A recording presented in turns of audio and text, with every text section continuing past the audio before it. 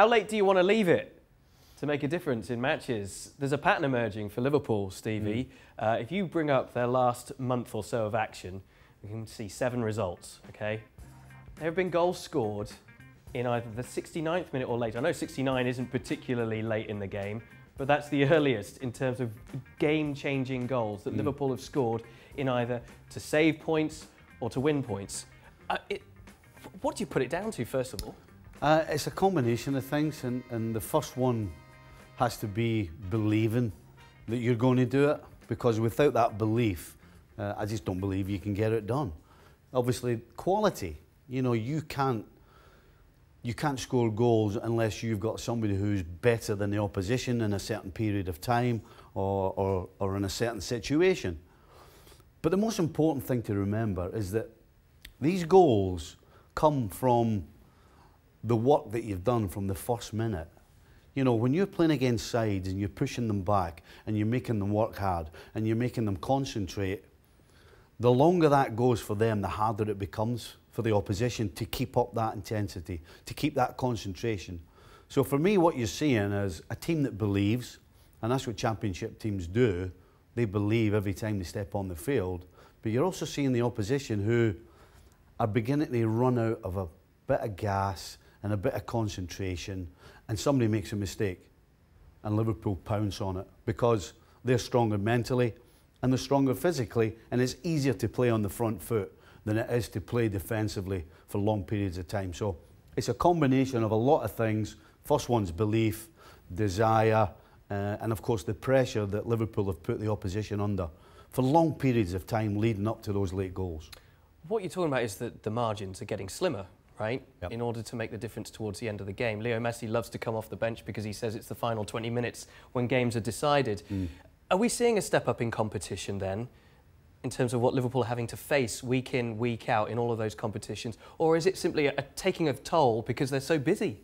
Yeah, I think the schedule has something to do with it. I think the fact that every time Liverpool step on the field now, it is a cup final for everybody else. And so they're squeezing every ounce of determination and tactics and all the things that they need to get through the game without losing. So I think that's the biggest thing. Every game now is a cup final. Every team that plays against Liverpool, as it was back in the day when they were winning championships, you have to remember that. And if at some stage you're not quite at your best, then that's when the struggles become. That's when you don't quite take the chances or create enough chances. But then, as I said, when you've got that determination and that belief, eventually it can come for you, and that's what they've been doing recently. Did you have periods like this when you played for the team? I wouldn't suggest so many in a row as what we just saw there.